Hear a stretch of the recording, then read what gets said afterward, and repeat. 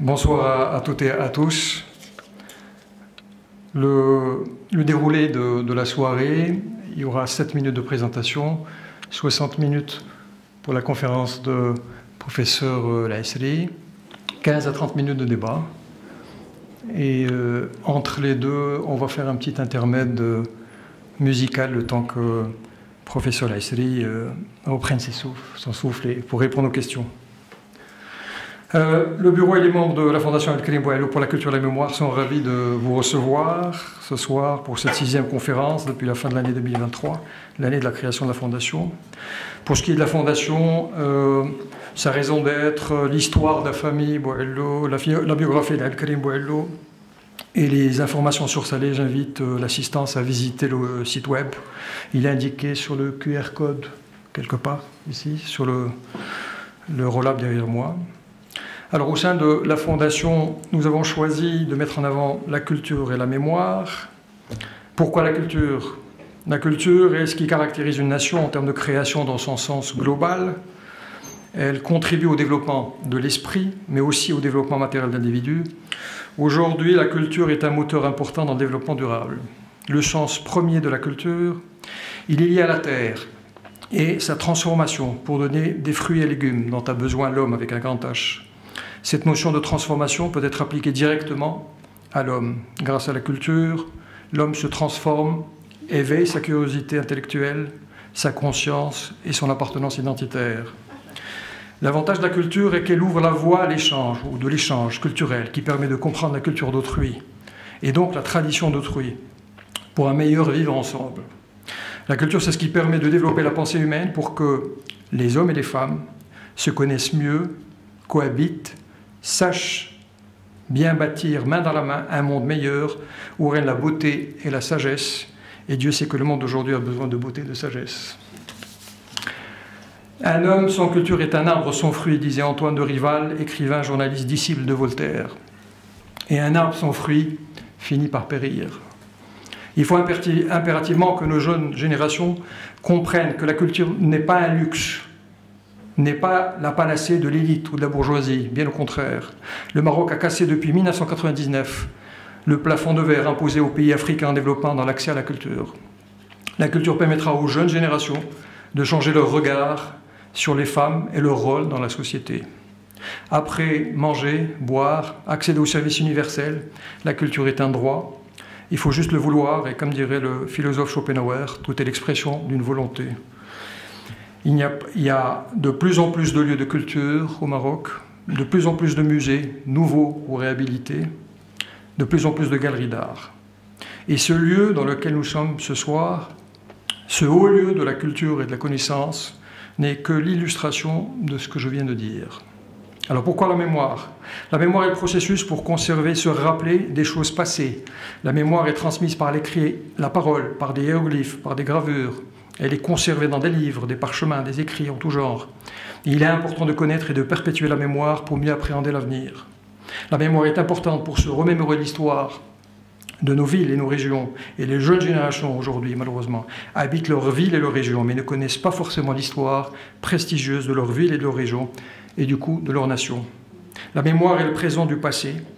C'est la faculté de se souvenir et de transmettre. Et on est ce soir dans la transmission avec professeur Ferry Laïsri. Pour ce qui est du sujet du jour, à savoir le Maroc conjugué au féminin pluriel. Depuis l'indépendance, il y a eu des dynamiques sociales. Excusez-moi, c'est bien cela. Depuis l'indépendance, il y a eu des dynamiques sociales et des évolutions progressives du statut de la femme dans le contexte musulman qui est le nôtre. Il n'empêche que des dissymétries entre les hommes et les femmes existent au Maroc et ailleurs, par les faits et les chiffres, et le rapport culturel qui existe encore dans la société, le rapport à la femme. La pluralité féminine au Maroc est consacrée dans le préambule de la constitution marocaine, par sa tradition religieuse, musulmane, juive, et j'irai même plus loin, avec les minorités religieuses, parce que Sa Majesté le Roi est bien le commandeur des croyants et non des musulmans. La pluralité s'exprime aussi par l'arabité, par la mazirité, l'origine hassani. Et c'est ce qui participe à la force du Maroc. Nous avons au Maroc des femmes conservatrices et qui assument ce conservatisme. Et nous avons également, fort heureusement, des femmes militantes modernistes qui poussent le modernisme à ses confins. L'existence de ces deux bords enrichit les débats au sein de la société marocaine. Il faut juste éviter les extrémismes et les visions de rejet que peut avoir l'une ou l'autre partie. La différence ne doit nullement vouloir dire complot, opposition à tout va, blocage en tout genre. La différence est un enrichissement, c'est un chemin vers le perfectionnement, lorsqu'il y a de la bonne foi, bien évidemment, et lorsque l'intérêt de la nation prime avant toute chose.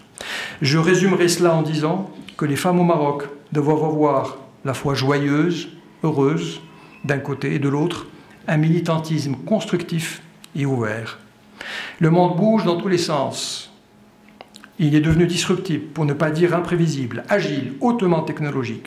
Et il impose une forte autonomisation des femmes citadines et des femmes rurales. Et je ne peux pas ne pas mentionner ici le rôle joué par l'INDH dans le changement de la vie d'une grande frange des populations féminines rurales. Je rappelle au passage que le niveau de maturité des femmes au Maroc n'est pas venu au hasard. Il est le résultat du travail et du militantisme réfléchi, soutenu de plusieurs femmes marocaines. Je ne vais pas citer celles qui sont encore de notre monde, car elles sont nombreuses et je risque d'en oublier.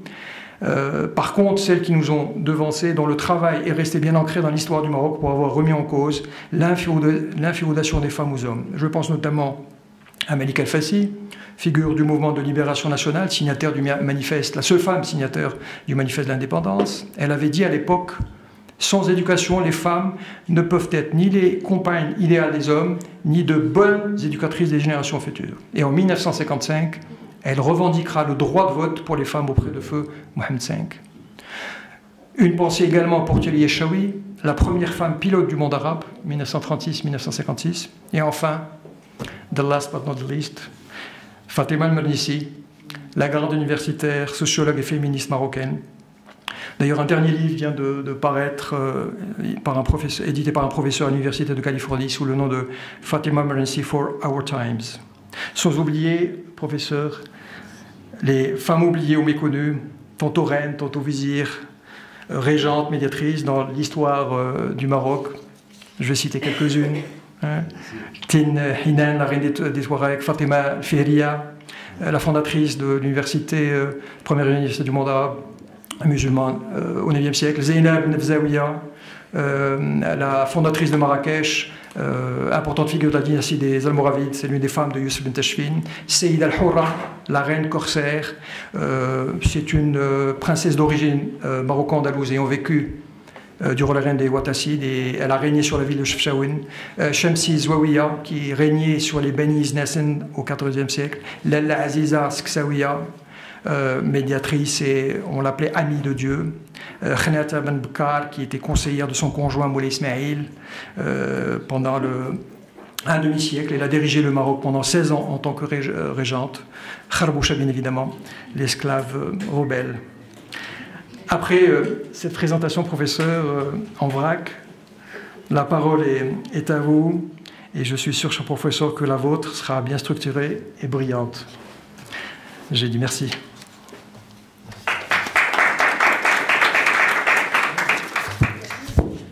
Bonsoir à tous et toutes. Merci, Cheikh Ali Oualou, pour déjà cette invitation et puis cette présentation déjà élaborée qui ouvre un panorama assez large sur la réflexion que je compte partager avec vous. Merci pour votre présence à tous et toutes, pour un exposé qui invite évidemment principalement, et comme je l'ai souligné dans nos entretiens de préparation de cette rencontre, à ouvrir un débat bien plus qu'à apporter évidemment des réponses figées, finies.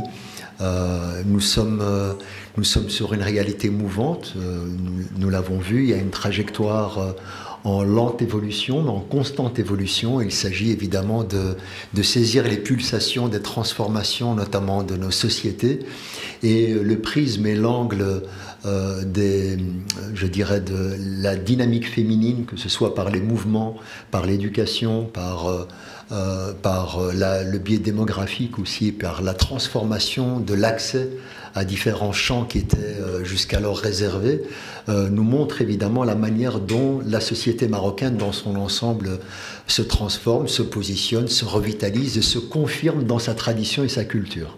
Je crois que c'est un élément important. Toute transformation n'est pas une dilution du passé. Elle est un renouvellement. Il y a une plasticité des héritages qui fait qu'à un moment donné, on se projette en se transformant tout en restant le même. Et je pense même que, et vous l'avez souligné, l'ancrage, la dynamique du paysage marocain est enraciné dans un héritage religieux, musulman entre autres, et juif également.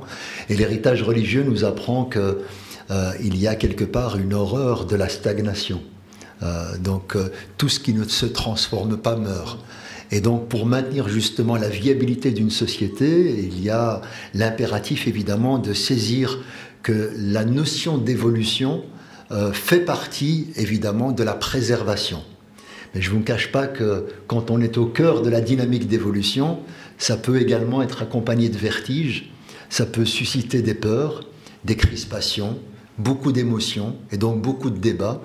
Et donc l'exposé que je vais tenter de partager en ouverture du débat que nous aurons ensemble, c'est simplement l'engager à partir d'un prisme où on va essayer de dépassionner les enjeux, essayer de comprendre, analyser, prendre le recul et être dans une dynamique que j'inscris comme étant réflexive. C'est-à-dire que nous sommes dans la réalité de la société marocaine, Marocains et Marocaines, nous pensons ensemble notre devenir commun. C'est ça la notion de la réflexivité. C'est se penser en train de faire la chose. Et il me semble que pour entrer quelque part dans le vif du sujet, sur la compréhension du Maroc au féminin, ou la réalité des femmes marocaines dans la société qui se transforme, nous demande rapidement un petit préambule en introduction pour essayer d'avoir une vue d'ensemble à l'échelle globale. Aujourd'hui, à l'échelle mondiale, la réalité de la femme n'est pas un débat à part. La réalité de la femme, ou des femmes plutôt, parce que si certains de mes amis féministes m'entendent parler de la femme, ils vont me dire il n'y a pas de femme au singulier, il y a une pluralité. Donc, pardon, je reprends. La réalité des femmes représente évidemment la moitié de la société. On le voit, le cas de la société marocaine, on est quasi à une parité. J'ai pris quelques pays où il y a une tendance vers le bas, mais le pays, notamment la Russie, nous montre qu'il y a davantage de femmes que d'hommes. Et donc c'est très intéressant de voir que nous ne saisissons pas un débat qui serait au bout de la Manche, comme on qualifiait longtemps dans l'histoire de la géographie le Maroc. Il y a la chemise et au bout de la Manche se situe ce Maghreb al-Aqsa. Donc parfois on traite la question des femmes dans le débat comme étant quelque chose qui serait à part. C'est un élément de la problématique. Et on va le voir à quel point nous sommes amenés, pour assainir quelque part les enjeux du débat, à changer ce qu'on appelle le paradigme de perception. C'est pas un confort ni un luxe d'ouvrir un tel débat, et c'est pour ça que je salue encore une fois l'initiative et à laquelle je réponds avec beaucoup de plaisir. C'est ce qui fait aujourd'hui notre société, au moins la moitié de la société, et au-delà même de ce que l'on peut imaginer. Alors, nous avons évidemment une représentation quasi paritaire entre hommes et femmes dans le tissu marocain et à l'échelle internationale.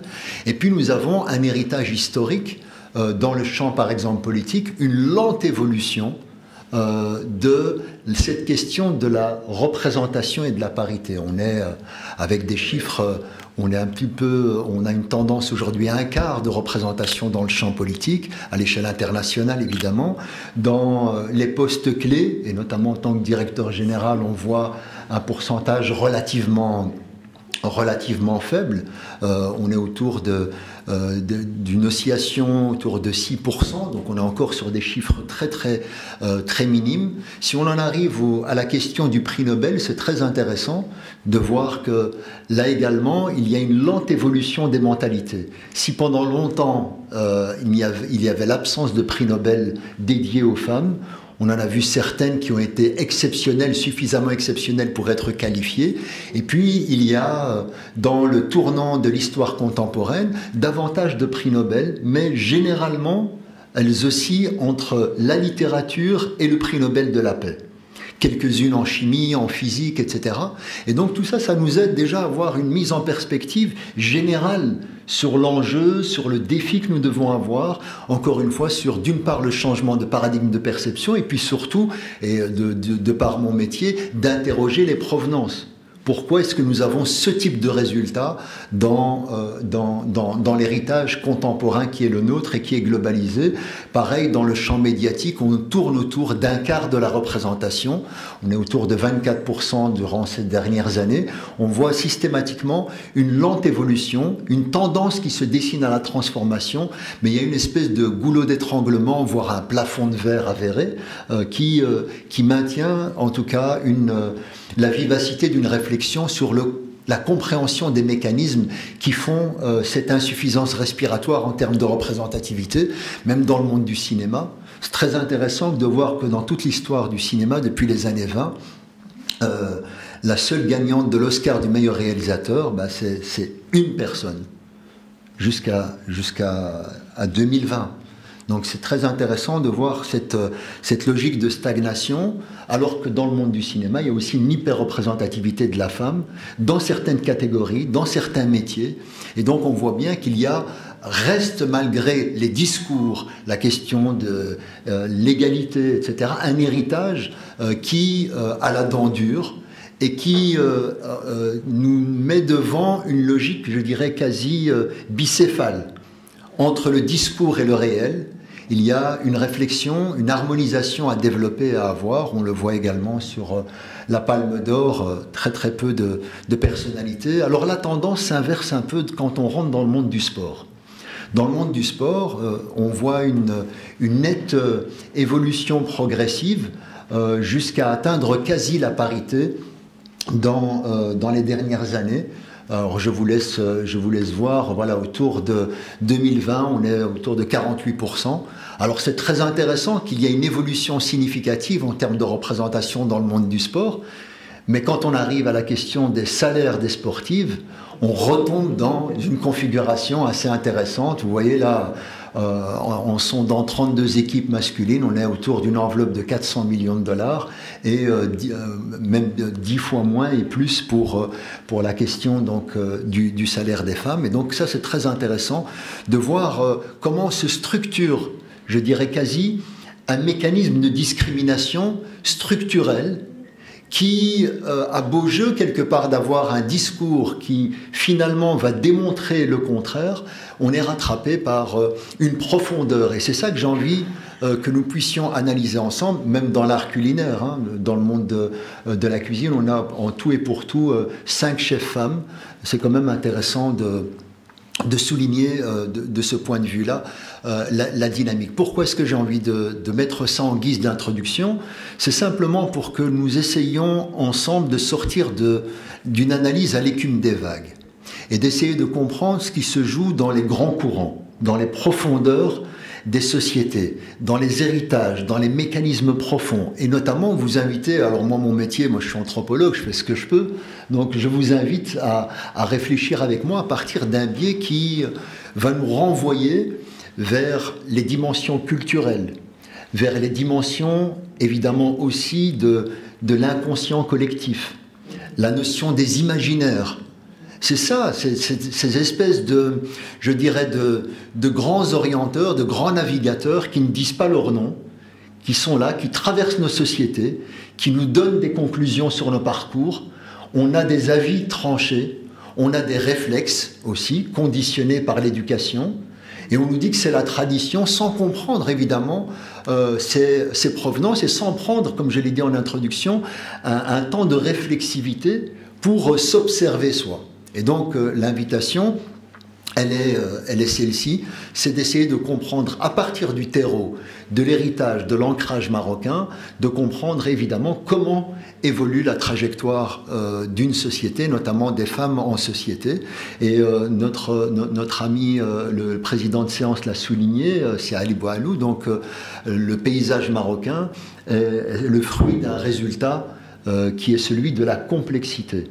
Complexité historique par sa profondeur, pluriséculaire, mais en même temps par la profondeur des provenances, du croisement des religions, et donc des ethnies, des langues. Donc tout ce patrimoine-là est je dirais, un compost qui fabrique un résultat tout à fait significatif en termes de complexité. C'est pour ça la notion, je me suis arrêté tout à l'heure sur la question du pluriel des femmes, parce qu'il y a des mentalités, des héritages, des perceptions sur la question des Marocaines donc, en société. Donc pour moi, c'était un point significatif pour la saisie des mémoires, la saisie des héritages, la saisie des représentations sociales, la saisie aussi d'un élément fondateur qui nous permet de comprendre aussi les relations que sont les nôtres aujourd'hui en société. Et je donne un simple exemple. Pendant très longtemps, dans l'histoire qui est la nôtre, nous avons construit des évidences autour du collectif, autour du groupe, autour de l'appartenance tribale. Quelle est l'utilité de la personne qui est à droite ou à gauche, ou vous qui êtes en face? Pendant très longtemps, au sein de vos familles, il y avait l'idée de renforcer le collectif. Donc, quelque part, l'individu, ou l'intérêt de l'individu s'efface pour la collectivité. Et donc, quand on va avoir une société qui se transforme, où l'individu s'érige comme étant l'élément déterminant ou la valeur étalon, il y a une partie des héritages, des imaginaires, des perceptions, etc., qui ne parviennent pas à saisir tout de suite ce qu'ils peuvent parfois qualifier d'insolence. Comment tu as un avis? Comment tu veux choisir l'époux? Comment tu veux continuer tes études? Comment tu ne penses pas à nous? Etc. Et on sait à quel point, parfois dans les réalités des grandes familles élargies, mais aussi dans les dynamiques des familles micronucléaires, on voit à quel point les tensions sont des tensions de changement de paradigme où on passe du groupe à l'individu. Et donc ça, c'est un point fondamental, notamment, eu égard au statut de la femme dans le collectif et dans le groupe. Le système tribal fonctionne généralement sur la préservation de l'honneur, et l'honneur se mesure par l'héritage des aïeux. Dis-moi d'où tu viens, je te dirai qui tu es. Et puis, par le poids parfois démesuré de la préservation de cet héritage noble, d'une ascendance claire, et il faut qu'on puisse garantir une descendance qu'il soit tout aussi irréprochable. Et donc, ça va mettre évidemment la focale sur celle qui va avoir le rôle clé, central, de produire cette transmission et de produire évidemment une généalogie, une descendance. Et donc, évidemment, si le collectif peut parfois être dédaigneux vis-à-vis du genre, et notamment de la question des femmes, elle est au cœur du débat, parce que c'est elle qui traduit la préservation, je dirais, de l'appartenance, la fierté, etc. Et donc, immédiatement, la femme va mettre très longtemps, et elle continue d'ailleurs, à se débarrasser d'une dimension fondamentale. La perception de la femme est rarement construite d'un point de vue ontologique. On ne la perçoit pas en tant qu'être, dans l'absolu. Elle est perçue généralement à l'intérieur des sociétés à partir de sa fonction, de son rôle. Donc on est souvent la mère de, la fille de, la sœur de, et rarement une existence ou un statut, je dirais, ontologique. D'ailleurs, même certaines voix qui vont défendre le statut des femmes, etc., vont utiliser pour qualifier de manière positive la femme et son statut dans la société, il va l'utiliser en rappelant la question de l'importance, et la femme est importante parce que c'est la mère, c'est ceci. Donc il va systématiquement et inconsciemment rappeler son rôle dans la société à partir de la fonction. Mais jamais en tant qu'être, je dirais, dans l'absolu, comme il a été mentionné, cette espèce de dignité originelle. Nous avons anobli, honoré l'être humain, donc on y inclut évidemment la question de la femme. Et donc ça, c'est un élément dans la transition contemporaine qui va être très très important, le passage du groupe, de la tribu, du collectif vers l'individu, en tout cas aussi vers la réalité des familles nucléaires. Et donc on a dans l'observation du Maroc et des dynamiques sociologiques dans le paysage marocain, on a affaire à une double perception. On peut avoir une perception biologique de la chose. La différence peut créer évidemment un débat qui peut ouvrir sur des formes d'inégalité. Et donc, le prisme biologique peut prévaloir dans un certain nombre de discours. Et ça, c'est très important de le mettre en perspective, de comprendre et de le déconstruire. Et puis, on a également un discours qui va être davantage dans la mise en évidence d'une forme d'égalité. Il n'y a pas, on parle de l'humain, de l'égalité humaine, etc. Mais entre les deux courants, il y a plein de ramifications. C'est pas toujours clair. C'est pas parce que le propos est clair que ce qu'on met derrière la définition et le concept est très clair. Et donc on a un panel très large de définitions, de compréhension, etc. Et ce que je dis souvent parfois dans les débats, même dans le cadre de l'interreligieux ou dans des langues différentes, c'est pas parce que tu parles de human beings que ça veut dire exactement la même chose que chez moi l'insan ou le bashar. Qu'est-ce que ça veut dire? Derrière l'évidence des mots, parfois derrière l'évidence d'une langue que nous partageons en commun, nous n'avons pas toujours les mêmes définitions. Donc c'est important d'interroger, à mon sens, les évidences. Qu'est-ce qu'on entend quand on dit les femmes, et notamment les femmes en société, et donc qu'est-ce que ça traduit comme arrière-fond? Pour moi, le prisme culturel est fondamental. On a une variété de cultures dans l'histoire du monde et dans la réalité contemporaine, et ces cultures sont quelque part le terreau, le substrat à partir duquel on peut commencer à comprendre « dis-moi dans quoi tu es imbibé et je te dirai de quoi tu dois sortir et par quoi tu es paramétré ». Donc la mise en perspective de l'héritage culturel est tout à fait fondamentale pour comprendre par exemple, parce que nous allons souvent aller dans un débat de comparaison des réalités, notamment dans le paysage marocain, on va comprendre, si on traite de la dynamique du féminisme, on va aller comparer avec la réalité de l'arc occidental et comparer les combats, etc. Mais c'est très important d'abord de comparer les backgrounds culturels. Or, rien que dans le prisme occidental, on a des cultures avec des variétés, des héritages qui ne sont pas du tout celles que l'on peut supposer par ailleurs. Dans l'héritage scandinavo-germanique, on a une tendance qui serait plutôt d'emblée, historiquement, à prôner une forme d'égalité. Donc dans la réalité gréco-romaine, on a aussi tout un héritage et un background et un passif qui est très important. Et puis dans la réalité judéo-chrétienne, on a aussi des biais desquels l'histoire contemporaine, et notamment du féminisme et les 68 arts et toute la dynamique qu'on a vu se dessiner en Europe, réagit en fonction de ces balises et de ces héritages-là.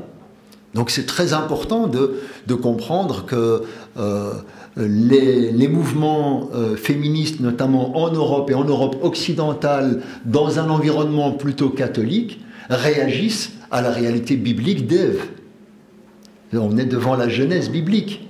C'est un héritage qui est très lourd et qui a paramétré pendant des siècles une certaine perception du féminin dans la société. C'est ainsi qu'on comprend un certain nombre d'héritages, la chasse aux sorcières, la réclusion, la structuration du mariage. Il y a énormément d'éléments qui sont à prendre en ligne de compte. Dans le substrat, dans le patrimoine, dans l'héritage marocain, on doit faire exactement la même chose, interroger les évidences, interroger les réalités culturelles pour pouvoir, je dirais, définir un petit peu les images et les représentations que nous avons et du féminin et des femmes de manière générale. Et donc, comme je l'ai dit, la dimension culturelle, elle est à saisir parce qu'elle est une forme de photographie de l'état d'une société. Et elle nous montre aussi une manière de penser, une manière d'articuler les idées et une manière aussi de sentir son rapport à l'environnement et donc et aussi à l'altérité. à la réalité masculine ou à la nature. Donc on a ce prisme-là qui, à mon sens, est un point fondamental, et je vais avancer sur cette anthropologie des imaginaires et des représentations. Nous avons un statut hérité d'un héritage historico-religieux, d'un contexte aussi ethnique qui est paramétré parfois par un héritage dimensionné à partir de la misogynie, dimensionné à partir d'une certaine lecture du religieux, dimensionné à partir aussi d'une certaine mémoire historique qui a été transmise au gré des siècles et qui a présenté un statut du féminin, un statut des femmes. Et donc tout ça, c'est très important, encore une fois, à avoir en perspective pour pouvoir, encore une fois, saisir là où nous devons, d'une part, déconstruire, et à partir de quel moment nous sommes en train de construire. Or, le grand malentendu, souvent dans la réalité contemporaine, et moi dans tous les débats que je peux entendre et voir, on commence à construire à partir d'un échafaudage qui est vraiment instable, parce qu'on n'a pas pris le temps de déconstruire. Et c'est pour ça qu'on arrive à des débats passionnés. Passionnants, mais passionnés, passionnels, un peu fusionnels aussi, où tout déborde, et on n'arrive pas à comprendre. Et donc c'est souvent aussi des débats de sourds, parce qu'on se jette l'anathème réciproquement. On accuse les uns d'être traditionnalo-conservateurs et enfermés. De l'autre côté, on accuse l'autre d'être occidentalo-centré et plus connecté à Paris qu'à Rabat, etc. Donc on a des débats qui sont conflictuels parce qu'on n'a pas pris le temps de saisir qu'entre les deux, il y a la nécessité de préserver notamment des valeurs communes. Je donne un simple exemple. Quel féministe n'est pas pour la dignité humaine et quel acteur religieux sérieux n'est pas pour la préservation de la dignité humaine? Donc on a un terreau, un substrat commun, mais les backgrounds et l'impossibilité d'aller vers une déconstruction, une compréhension des points de vue différents empêchent justement de créer des intersections qui permettraient de générer un débat. Et d'où évidemment le temps de la culture n'est pas le temps du droit. On ne transforme pas je dirais, une dynamique de la société si on n'a pas travaillé fortement sur la question de l'évolution des mentalités, sur le changement des réflexes, sur l'incorporation des réflexes qui doivent changer par notamment la transmission d'une nouvelle culture, d'un nouvel héritage, d'une nouvelle manière de penser, etc. Et donc le transgénérationnel, et vous l'avez souligné, un certain nombre de figures marquantes dans l'histoire du Maroc et même dans la réalité contemporaine, ont mis la focale sur l'importance de l'éducation, et c'est un élément, à mon sens, évidemment majeur. Et donc, premier biais, assez rapidement, nous avons quelques acteurs, des scientifiques qui ont travaillé sur cet héritage marocain, et notamment sur l'observation, et des anthropologues. Parmi les premiers anthropologues qui ont travaillé ici au Maroc, ils viennent d'une réalité évidemment coloniale. Ils ont observé des dynamiques marocaines, et on a un certain nombre de représentations, de perceptions. Alors je vous les fais défiler rapidement parce que c'est pas l'objet, mais je vous mets les figures clés qui ont travaillé sur l'observation du Maroc dans la réalité contemporaine jusqu'à quasi le dernier, dont certains ont traité de la question des femmes par certains biais, notamment ici sur la question du mariage. Et parmi les figures illustres on a ici, mais qu'est-ce que nous pouvons retirer de cette dimension, de ces premiers grands moments d'analyse de la société marocaine contemporaine pendant la période coloniale? C'est parfois un caractère d'essentialisation dans les approches. Ça, c'est un point important. Vous l'avez compris depuis tout à l'heure, j'essaye, par principe de précaution, d'être le plus nuancé possible. C'est qu'on a parfois été un peu vite sur la caractérisation des comportements, des attitudes, de ce qui qualifie quelque part le tamarabisme. C'est quoi être marocain finalement? On a essayé de mettre en avant le caractère des Marocains, l'âme marocaine, l'esprit marocain, le style religieux marocain, l'islam marocain, etc.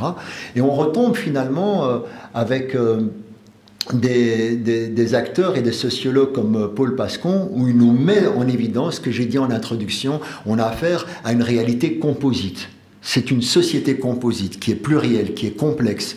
Et donc, pour appliquer cette dimension-là et comprendre notamment le patrimoine marocain, qui est issu d'un substrat relativement complexe, eh bien, nous montre déjà qu'à la sortie de l'héritage colonial, à la sortie évidemment, ou surtout là aujourd'hui du XXe siècle, 19e, 20e siècle, nous sommes aussi dans une sortie des logiques tribales.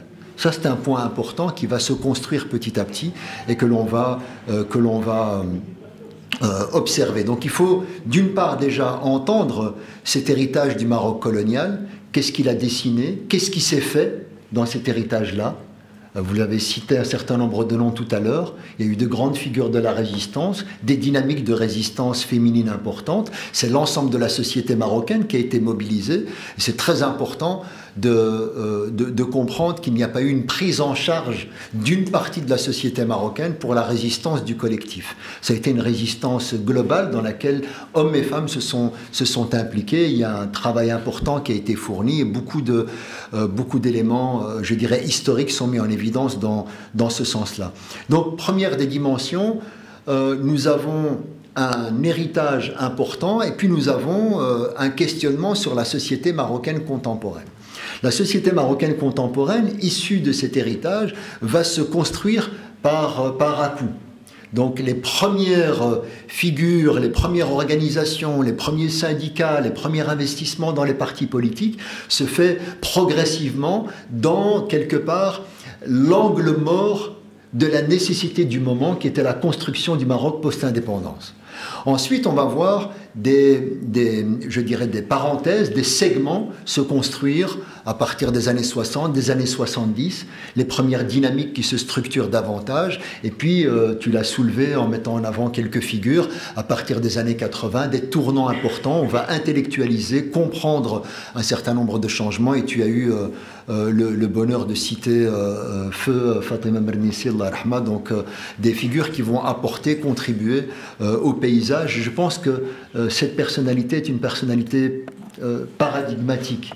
Parce que, à mon sens, et je parle en mon nom seulement, je pense que c'est une des rares figures qui a été à la jonction de plusieurs mondes et qui a su opérer une forme de synthèse entre l'héritage religieux, la nécessité, je dirais, des revendications féministes et d'articuler ça, je dirais, dans un composite fiable et viable et qui met en perspective, je dirais, quasi une feuille de route sur la bonne praxis. Donc, Allah rahma. Mais en tout cas, voilà, son héritage est là. Je pense qu'il est intéressant de le prolonger. Aujourd'hui, la réalité de la société marocaine, en 2023, les derniers chiffres que j'ai en ma possession, donc c'est, je l'ai dit, on est devant une parité. Donc la société va, dans la réalité postcoloniale, se transformer, comme je l'ai dit, par grandes étapes, se transformer de manière endogène. À l'intérieur de la dynamique sociale marocaine, un certain nombre de courants se font. Elle se fait aussi en résonance à partir de ce qui se fait par ailleurs, à l'échelle régionale ou internationale, donc par l'acheminement aussi d'idées, de culture, et aussi, on peut le souligner, par le biais même du cinéma. On transforme le regard, la perception qu'on a du féminin, et on a affaire évidemment, par cet héritage-là, par cette transformation-là, à l'émergence de figures, effectivement, comme Fatima Mernissi ou autres. Cette transformation progressive, mais en même temps cadencée, parce que c'est quand même une histoire courte, c'est l'histoire du temps présent, cette transformation cadencée peuvent évidemment, et on l'a compris, susciter plusieurs types de positionnements.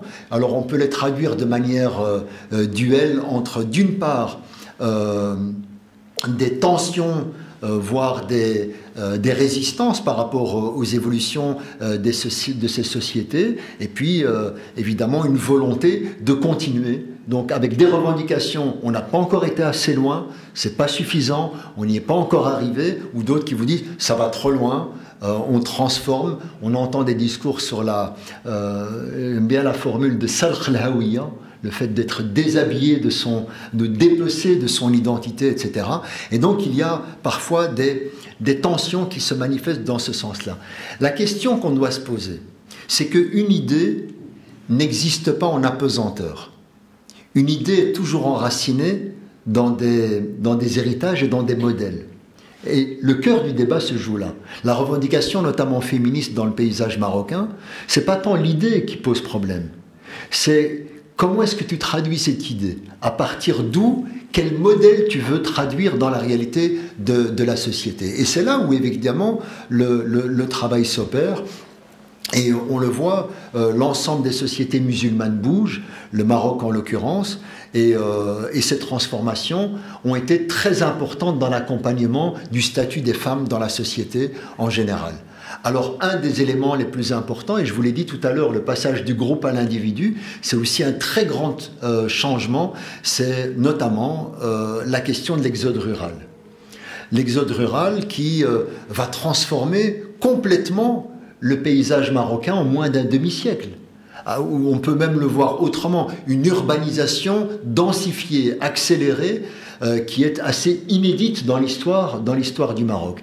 Ça, c'est un élément structurel qu'on doit prendre en ligne de compte. C'est très différent, vous savez, quand vous vivez dans un riad familial dans telle région du Moyen Atlas, ou lorsque vous vous mariez, je vous donne un simple élément clé, lorsque vous vous mariez en tant que garçon, eh bien vous restez dans le foyer familial, parce que vous avez votre orfa qui est dédié, votre chambre à l'étage. Et l'épouse arrive, elle enrichit le clan, elle enrichit la famille. Et notamment par votre descendance, le collectif s'agrandit et s'enrichit. D'accord ? La femme, il faut gérer pour maintenir l'honorabilité, jusqu'à atteindre quelque part l'âge où elle peut enrichir le clan de l'autre, le village de l'autre, la famille de l'autre. Et elle ne reste pas dans l'environnement. Et donc c'est très intéressant que nous avons un héritage où le garçon a une présence structurelle au sein de la famille et la fille a une présence conjoncturelle. L'impact sur l'éducation, on va essayer de transmettre les bons usages pour devenir une bonne représentante de nous dans la famille de l'autre. Ça impacte sur... on a un dîner à table... Dans beaucoup de familles, vous vous levez pour ramasser l'assiette, on dit « Mais non, laisse, ta sœur va s'en occuper. » Alors, le background, il est là. Elle doit se préparer au métier d'être dans une fonction. Tandis que le garçon, bon, on peut gérer les écarts, et il est là, il est dans le sarail, sa force de travail. Et cette transformation du passage de l'urbain vers le rural va complètement chambouler cette structure, qui était comprise par tous comme étant une évidence. Et le problème, c'est quand vous déménagez du village à la ville, si vous avez changé d'environnement, vous ne changez pas nécessairement vos réflexes. D'accord ? Et donc ces réflexes restent dans des mécanismes qui peuvent être traduits dans des logiques même de violence qui peuvent être symboliques ou effectives. Aujourd'hui, la population rurale, on est autour d'une vingtaine de pourcents. La population urbaine, on est autour de 30%. Et donc, on voit les répercussions ici je parle de la population féminine, hein. Donc les répercussions, elles sont significatives sur la question notamment de l'âge du mariage.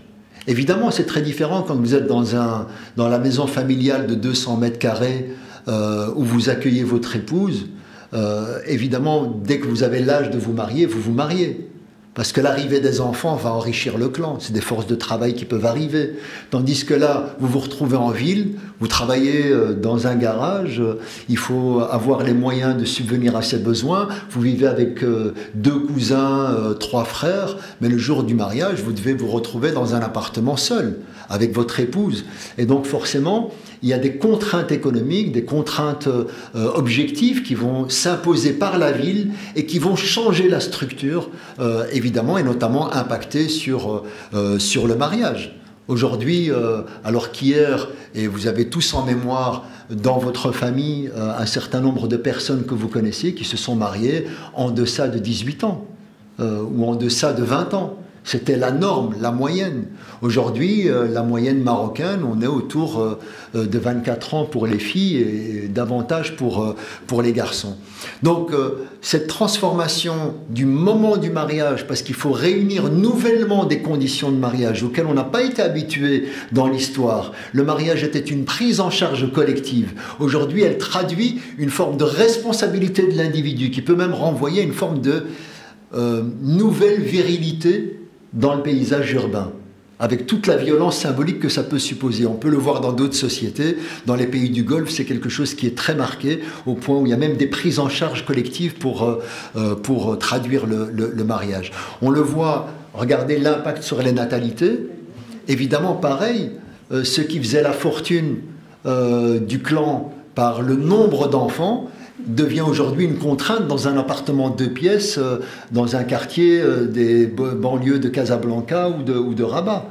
Donc on n'a pas réuni les mêmes conditions pour pouvoir avoir autant d'enfants, même si d'un point de vue sanitaire, d'un point de vue de l'hygiène, d'un point de vue des conditions, avec la réduction de la mortalité au moment de la naissance, ça n'augmente pas évidemment le potentiel des naissances. Donc tout ça, c'est très important de prendre en ligne de compte cette trajectoire compréhensive pour saisir qu'aujourd'hui on est autour de 2,3 enfants par foyer. On se rapproche davantage de nos voisins, les chiffres européens et notamment aussi dans un certain nombre de pays du Golfe.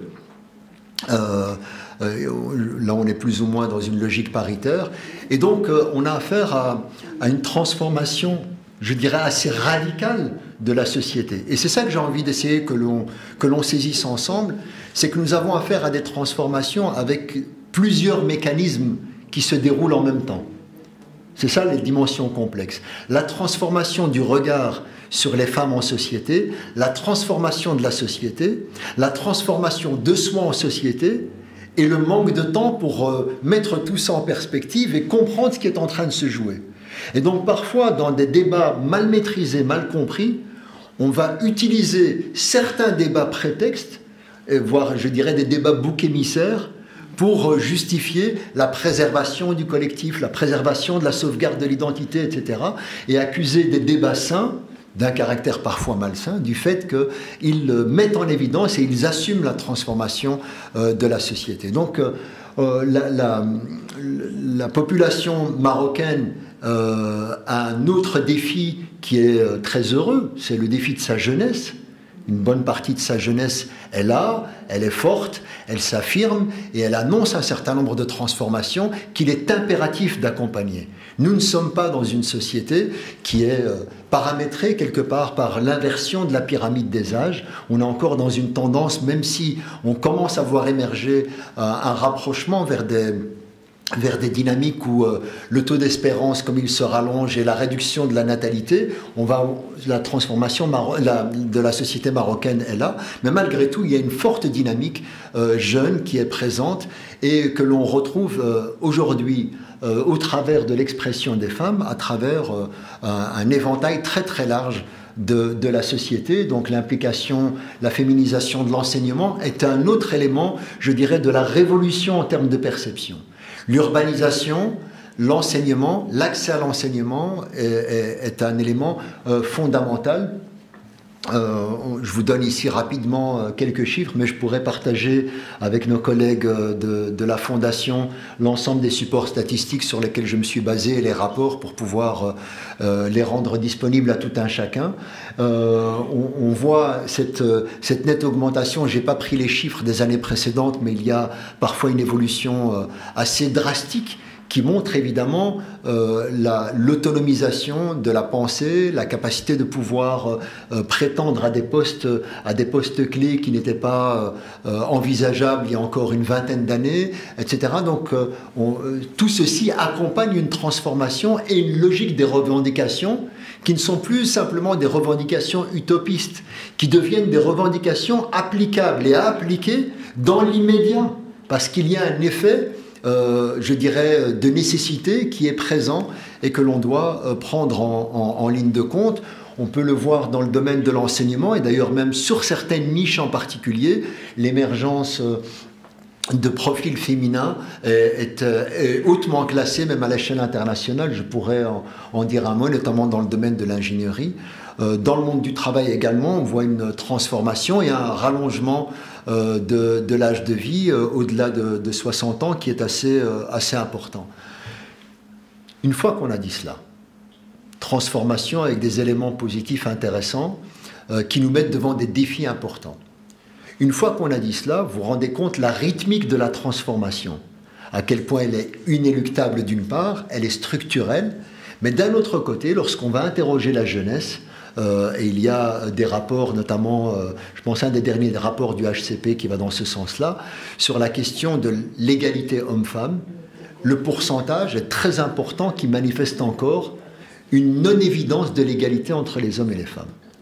Donc ça, c'est un point qui montre et qui me ramène à la case départ, je dirais à l'introduction, sur la compréhension du pourquoi, sur l'héritage culturel, sur l'impensé collectif, sur ce que nous n'avons pas encore fait, évidemment, que ce soit au travers des manuels scolaires, mais aussi au travers des narrations, des récits que l'on raconte, des histoires, de la littérature qui nous environne, donc de tout cet héritage-là que l'on doit questionner pour mettre en évidence cette dimension, je dirais, ou cet écart entre si la société est en train de se transformer, de devenir peut-être de manière beaucoup plus égalitariste par les revendications notamment des femmes, elle est malgré tout cantonnée à une forme d'évidence, d'inégalité dans certains discours et en tout cas dans la perception de la jeunesse.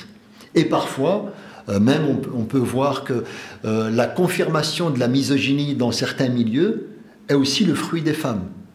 Donc c'est souvent la maman qui empêche le garçon d'aller faire la vaisselle. Hein.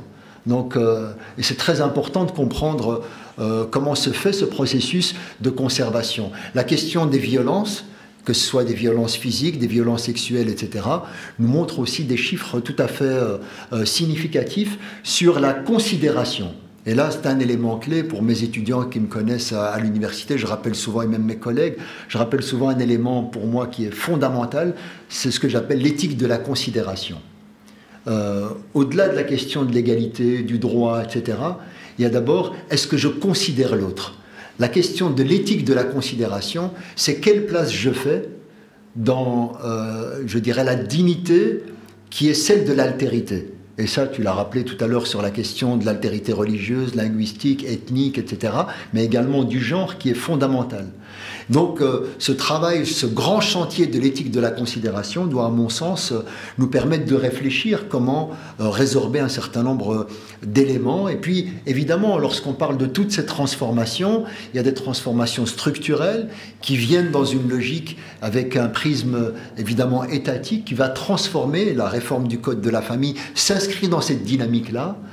Elle vient répondre à des éléments qui sont fondamentaux, mais je pense que, encore une fois, la notion du tandem est très importante.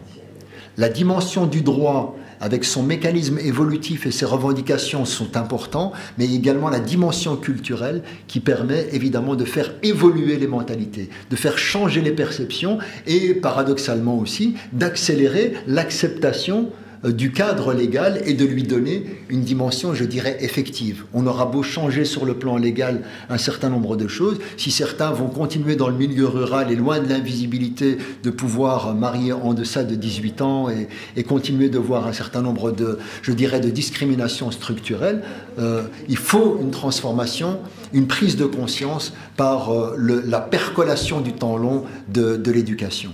Et je termine peut-être sur un élément, je ne sais pas si j'ai encore un peu de temps. Oui, 5-10 minutes. D'accord. Alors, le point avec lequel j'ai envie de terminer, c'est le point avec lequel vous avez aussi ouvert la présentation du Maroc, c'est l'héritage religieux. Entre la réalité culturelle qui est structurante, il y a aussi évidemment, à l'intérieur de cela, la dimension religieuse. La dimension religieuse, c'est très important, lorsqu'on parle de religion, d'un point de vue sociologique, anthropologique ou historique, de prendre en considération que la religion n'existe pas en tant que telle. Ce sont des principes religieux qui s'enracinent dans l'histoire des cultures, etc. Et que ce soit le judaïsme, le christianisme ou l'islam, ont montré pendant des siècles une forme de plasticité, d'adaptation de la religiosité au a'raf, un urf local, c'est-à-dire aux us et aux coutumes d'un environnement. Et donc, l'expérience de l'islam en Indonésie, ce sont les mêmes principes, mais avec un urf qui est différent. Lorsqu'on a le voyage d'Ibn Battuta qui part de Tanger aux Maldives, quand il se retrouve dans les Maldives, il se retrouve confronté à des Arabes qui sont complètement différents, qui sont limite choquants pour une personnalité marocaine de l'époque. Et donc, c'est très important de saisir cette dimension-là. Donc, lorsqu'on va traiter de la question de la religiosité ou du religieux, c'est très important de saisir le triptyque.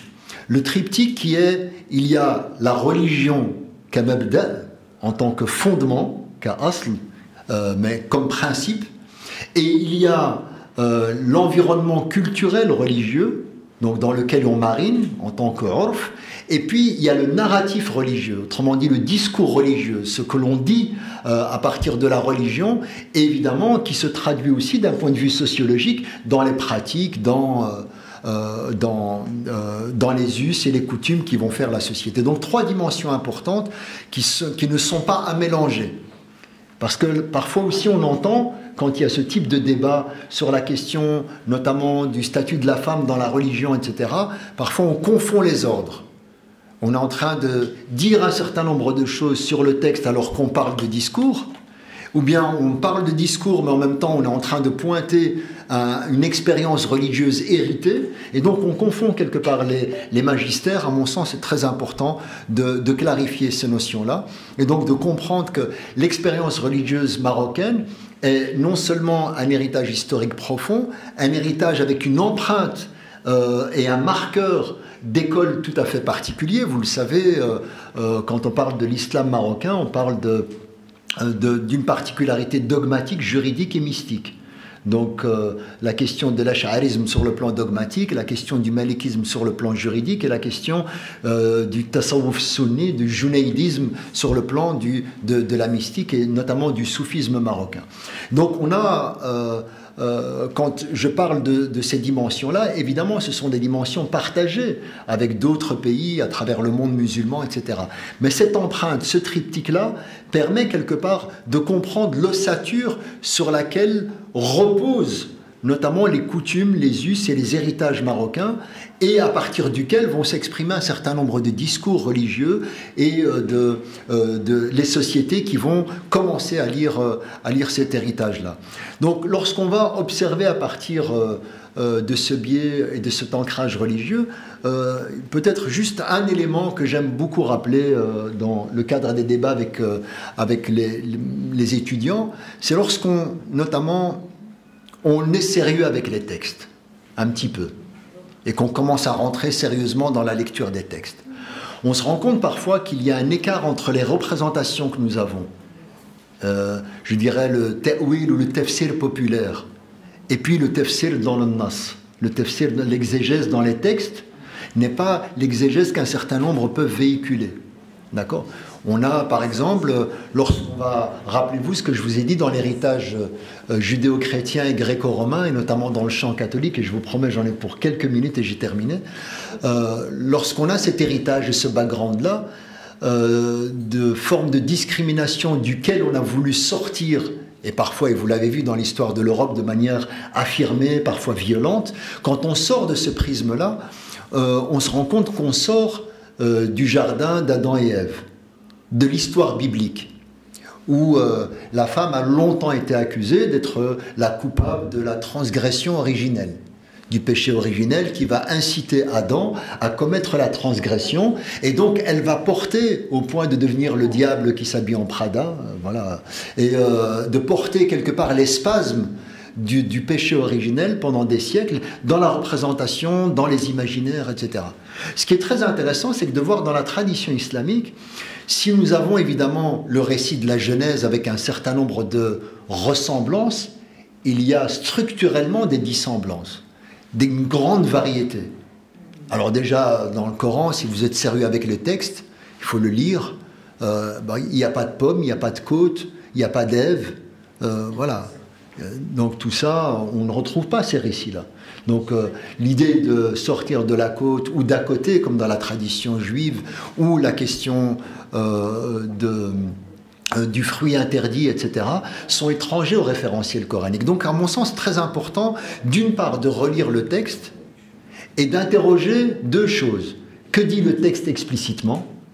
je ne dis pas littéralement, l'évidence du texte, qu'est-ce qu'il dit?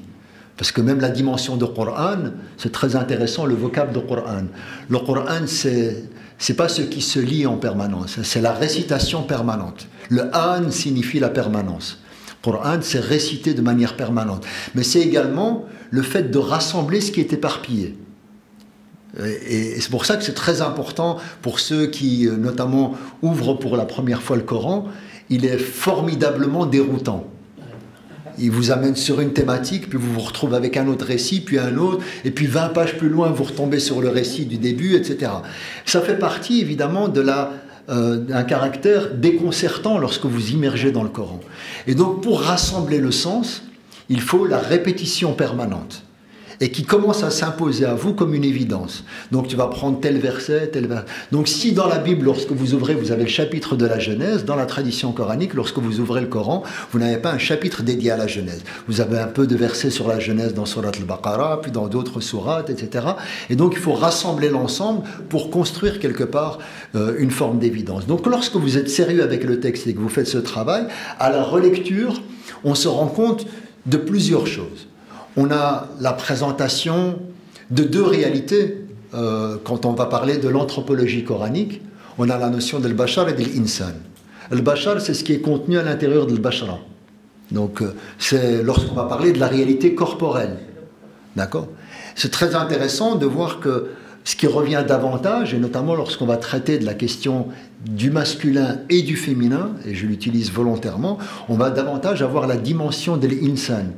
De quoi est privé le féminin? Certainement pas ni de la dignité, et accrochez-vous, certainement pas de l'égalité. Pourquoi? Parce qu'il y a deux niveaux de réflexion à avoir. Celui de la fonction dans la réalité coranique et celui de la nature. La nature féminine et la nature masculine sont ontologiquement, en tant qu'être fondamental, égaux. Min nafsin wahida, c'est ça la provenance d'une âme commune. Wa khalaqa minha, à partir d'elle, de cette âme commune, zawjaha.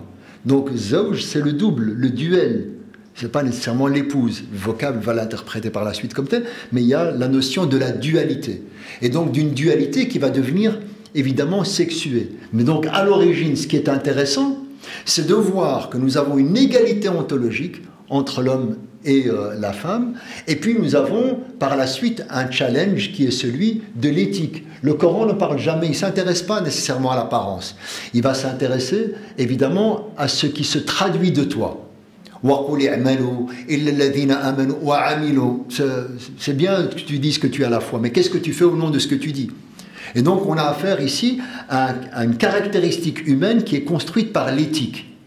C'est pas tant l'apparence de la personne, je vous renvoie au débat de tout à l'heure sur le fait qu'une partie de la société va biologiser le débat. Alors que dans le référentiel coranique, la dimension biologique est absente.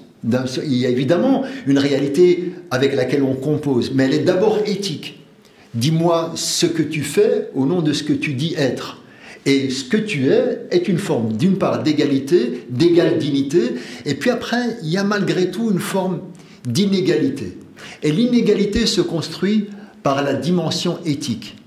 Inna akramakum indallahi atqakum. C'est-à-dire qu'on se distingue, non pas dans l'horizontalité, mais dans une forme de verticalité. Et c'est Dieu qui juge, qui a prééminence des uns sur les autres. On ne saura jamais. Et donc, ça, c'est très important quand on est sérieux avec le texte, qui nous permet d'ouvrir un champ et un débat. Après, on va me dire, oui, mais il y a des versets qui disent ceci.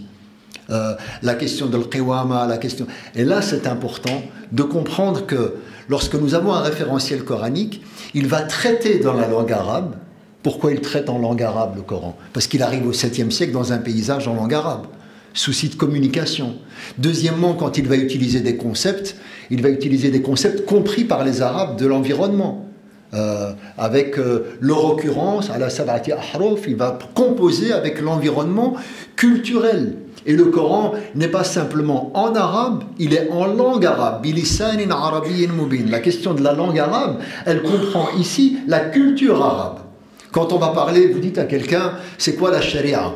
Je le dis souvent à mes étudiants, c'est quoi la charia? Et on va te dire, la charia, c'est la loi. Bon, tout ça met ça de côté. Sur le plan étymologique, qu'est-ce que veut dire le terme charia? Eh bien, pour un arabe du 7e siècle, qui n'a pas été à l'université, né à l'école, il va te dire, moi je sais ce que c'est. Lui, il connaît la charia. On n'a pas intérêt de le perdre dans le désert, parce que celui qui connaît la charia, c'est celui qui connaît le chemin qui mène à la source d'eau, sans que ce parcours soit fléché. Alors, moi, demain, je peux dire, je l'ai vu par où il est passé. Il passe la deuxième dune à droite, puis la colline une telle, etc. Mais il s'avère que le désert bouge. Donc, lui connaît intuitivement le chemin qui mène à la source. C'est le statut des prophètes. On suit la charia mohammedienne, la charia mosaïque, la charia christique. Voilà. On suit des charias, c'est des chemins tracés par des prophètes qui nous montrent évidemment la voie à suivre. Un arabe du 7e siècle le comprend. Donc pourquoi? Parce que le référentiel coranique va utiliser un langage qu'ils comprennent dans leur environnement. Et donc quand il va parler à partir de leur langue et de leur culture, il va également interroger l'Araf, les us et les coutumes, et il va s'adapter aux us et aux coutumes du moment. Je vous donne un exemple, au-delà de la question des femmes, la question de l'esclavage. Pourquoi est-ce que le Coran parle de l'esclavage? C'est évident pour tout le monde ici que l'esclavage, il faut l'arrêter, il faut l'interdire, il faut le condamner. C'est indigne justement du statut de l'humain, d'égalité. C'est évident. Pourquoi le Coran en parle? Parce qu'il vient dans une société qui pratique de manière structurelle l'esclavage. Et donc il s'adapte à cette réalité-là.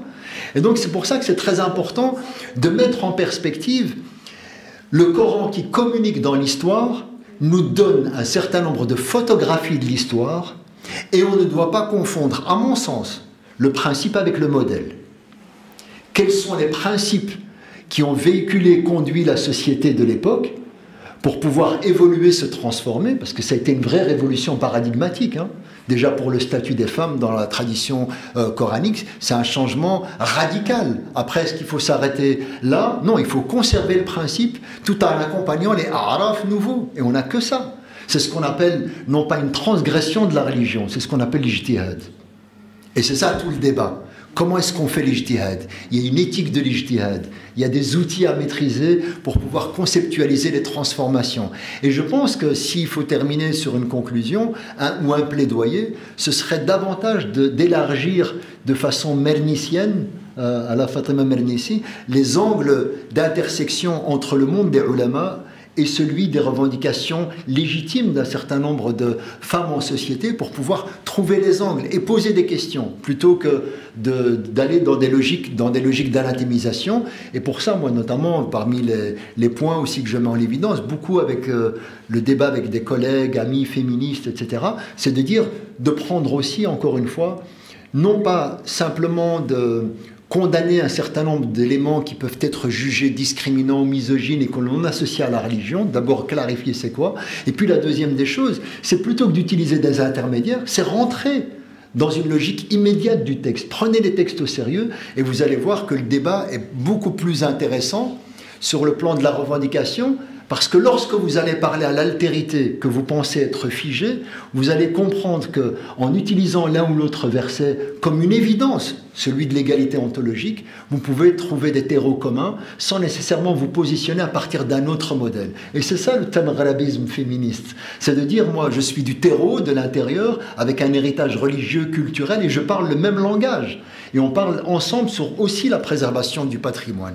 Et donc, parfois, dans la revendication de l'égalité, dans la revendication aussi de l'évolution du droit, etc., il y a aussi une forme de fidélité à conserver les principes qui est celui de maintenir la volonté divine en forme de préservation de la dignité de tous. Et c'est à mon sens un des grands challenges sur lesquels nous sommes encore je dirais, confrontés, et ça reste aussi, pour ne pas terminer sur une note qui peut paraître défaitiste, au contraire, les champs de possibles sont tellement extraordinaires, il faudrait juste se débarrasser, encore une fois, du débat émotionnel pour aller vers une approche beaucoup plus apaisée et, je dirais, aussi pluridisciplinaire. Il faut qu'on s'asseye autour de la table avec des provenances différentes et surtout être à l'écoute, encore une fois, des pulsations du réel, le champ académique, le champ religieux, à l'écoute aussi des dynamiques sociales de la société, du monde associatif, tout ça dans un composite apaisé, serein, pour la préservation d'une identité. Et encore une fois, la meilleure manière de la préserver, c'est d'accompagner son changement, et je vous remercie.